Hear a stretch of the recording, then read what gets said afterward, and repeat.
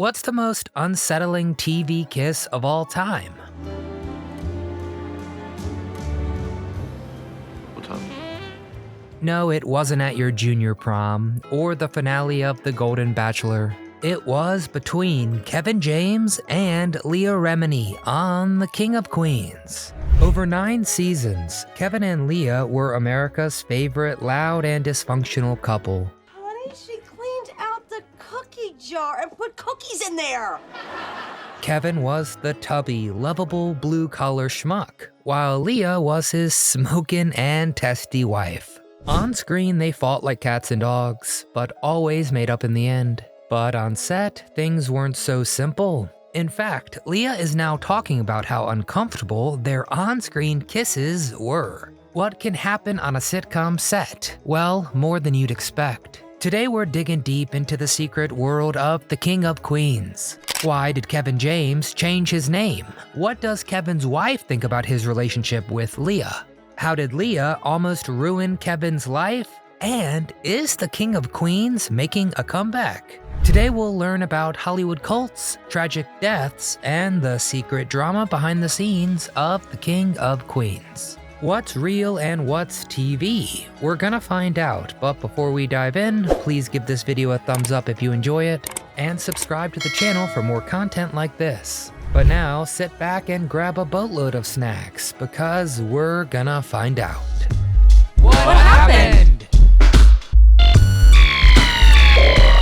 Who is the real Kevin James?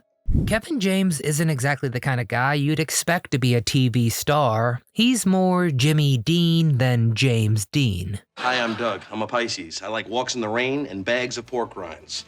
So, how did the King of Queens become one of the country's top sitcoms year after year?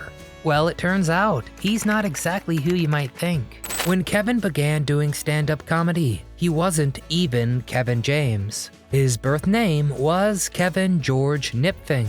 Yep, doesn't exactly roll off the tongue, huh? He's not the only Nipfing to have a problem with his name. His brother Gary, who's also an actor, goes by the stage name Valentine. Sweetie, that's the call. Y'all want a sweetie? Sweetie, y'all want a sweetie today? Well, Kevin bumbled along in the entertainment industry for a few years before moving to LA, where he was lucky enough to meet a guy named Ray Romano, who ended up letting him guest star on his great show, Everybody Loves Raymond. Check the car. And people really liked his dorky everyman character enough to get his own TV show. As for Leah, she had some small parts on great shows like Saved by the Bell and Friends. She actually auditioned for the core cast of Friends, but she had to compete with Courtney Cox and, yeah, of course, lost. But these two on their own weren't enough for a hit sitcom. Another big part of the show was the character of Arthur, played by the incredible Jerry Stiller. From Sal's. Sal's, have you lost your mind? Of course, Jerry Stiller had tons of early success as part of his husband and wife comedy duo, but he had a bit of a career downturn through the 1980s, until he earned the role of George's dad Frank on Seinfeld. I'm reading a periodical and this is the call I get? My son is a bootlegger? This helped land his part on The King of Queens. And yeah, Jerry Stiller just made that show. Together, the cast made sure the show would be a success. Instead of disappearing planes or scandalous teens, the hero of The King of Queens was a bumbling delivery driver, a regular schmuck. I wish I'd known there's an all-bacon diet 10 years ago. Sure, it didn't have the fireworks and edge-of-your-seat drama of Lost or whatever, but it was always there on in the background. In 2006, Kevin James even won an Emmy for Outstanding Lead Actor for his work on this show. But everything was not peachy keen behind the scenes. While their characters were getting involved in ridiculous schemes on screen, it was nothing compared to what was happening once the cameras stopped. Scientology. The King of Queens was about one of the most normal couples you can imagine. But behind the scenes, everything was not normal. So, how did a cult almost destroy The King of Queens and its stars? Okay, so from the age of 9, Leah Remini was a member of the Church of Scientology, also known as the Cult of Scientology. Scientology, of course, is America's most powerful and mainstream cult. I mean, everyone remembers Tom Cruise freaking out on TV. Leah even trained with the Sea Org, the branch that's so intense that some people call it the group's Navy. But it wasn't just Leah's private life that was affected by Scientology. The group also made its way on set. As soon as Leah got the job, the church allegedly began pestering her to recruit the cast and crew, including Kevin. The group told her, quote, "You're not setting a good example," and they meant it. When the show did a joke about Katie Holmes, who was also a part of the church at the time, they had a huge problem. In 2013, Leah confronted a higher-ranked officer about Shelley Miscavige, the wife of a Scientology leader who hadn't been seen in years. And when she was cussed out and informed she had no right to know, Leah decided finally to leave the church. Well, they didn't like that one bit, of course, and Leah would allegedly suffer from years of harassment from the organization. A decade later, in 2023, she sued the Church of Scientology and its leader. She accused them of horrible crimes, including harassment, stalking, and psychological torture. The organization does like to be put in the same sentences as other real churches because they use that as like, look, we get made fun of just like everybody else. Like, we're a real religion, so respect us as a real religion. And now she's devoted books, specials, and podcasts to her experience with the group.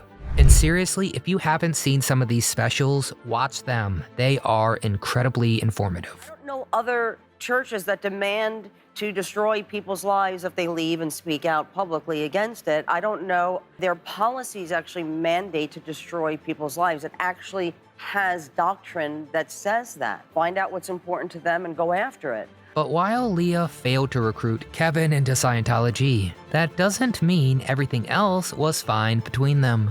The most awkward kiss. On-screen kisses are probably awkward for most actors. Even the off chance you're into your co-star, it's hard to enjoy it with a room full of cameras and assistants staring at you, just killing the mood. But on The King of Queens, things were even worse than that. So what happened to make those kisses on the show so painful? Well, despite their physical mismatch, let's be honest here guys, Kevin and Leah had plenty of chemistry on set. She was really able to make the audience believe she thought a schmuck like him was kinda hot. Now that's called acting. But to be fair, Kevin's real-life wife is a catch too, so maybe it's not too far off. But more on her later. But Leah revealed that during many of their on-screen kisses, you could cut the tension in the room with a knife. She said, quote, "There were times when Kevin and I would argue about something really stupid and we had to kiss, but we would make no eye contact." Yep, not the recipe for success. But does that mean Kevin and Leah hated each other? Or was there a bit more going on? What was Kevin and Leah's relationship really like? Did Kevin James and Leah Remini really hate each other? And what did their spouses think of that relationship? Well, despite the awkwardness, Leah says she and Kevin still loved working with each other. In fact, Leah claimed that she and Kevin would argue so much precisely because they loved each other. She says that after him, being with a man on screen was never the same. She said, quote, "When I was acting with him, I felt safe." Despite the occasional beef, the stars of The King of Queens had a very close relationship, and maybe too close. So what did their spouses think of this intimate relationship? Well, Kevin is currently married to Stefania de la Cruz. The two met on a blind date in the early 2000s, and now they have 4 children together. In fact, Stefania guest starred on The King of Queens 4 different times, each time as a different character. Talk about range.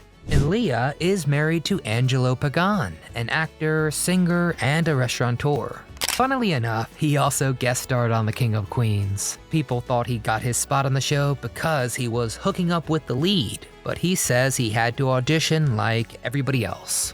Yeah, I'm sure of that. So what do Kevin and Leah's spouses think about their tight relationship? Well, they are professionals and they seem pretty cool about it, all things considered. Leah is pretty good friends with Kevin's wife. See it in this photo. Where are they today? When the King of Queens ended, Kevin and Leah each lost their favorite co-star. So where are they today? Will they ever work together again? And what are the rumors that the King of Queens might be rebooted? Well, Kevin got another show called Kevin Can Wait. Guys, all right, come on. We can't let this slow us down. We gotta stay the course yet. Look, next week we're renting dirt bikes. No. Come on. Kevin plays a retired cop who's looking for a new career. Fortunately, his former partner on the force runs her own private security firm and offers him a job.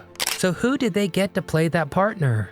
Yep, that's right, Leah Remini. Their characters even had to pretend to be married for a bit. I will ride it 116 times. Hey, look, understand this. I thrive in this environment. But that show only lasted for 2 short seasons before being axed. Now the rumors are swirling about something even more exciting, a reboot of The King of Queens. So what does Kevin say about returning to the court? Unfortunately, things aren't looking too good. Kevin said, quote, "I don't think that's possible because a third of that big core cast is gone." Kevin James was referring to, of course, the fact that Jerry Stiller, who played Arthur on the show, sadly passed away in 2020. Kevin said, quote, "You cannot do it because of Jerry. How do you do that without Jerry? He was amazing." Is there ever going to be a reboot of King of Queens? I don't think we can, man. Because, Without, yeah. Yeah, we got Jerry Stiller was so part of that show. I would not want to do it without him. I love him. Oh, I miss him. He's amazing. But okay, Kevin did not rule it out completely, also saying, "I would never say never." And also pointing out that Frasier was able to be rebooted successfully without a major part of its core cast. So what do you think? Should The King of Queens be rebooted? Or is it disrespectful to the memory of Jerry Stiller? Do you think Kevin and Leah made a believable pair on screen? Has anyone watched the Frasier reboot? What did you think of that? Please get in the comments and tell me all things King of Queens, all things Kevin James, and all things Leah Remini. If you enjoyed our deep dive today, please click that thumbs up icon, subscribe to the channel, and come back often so we can keep telling you what happened?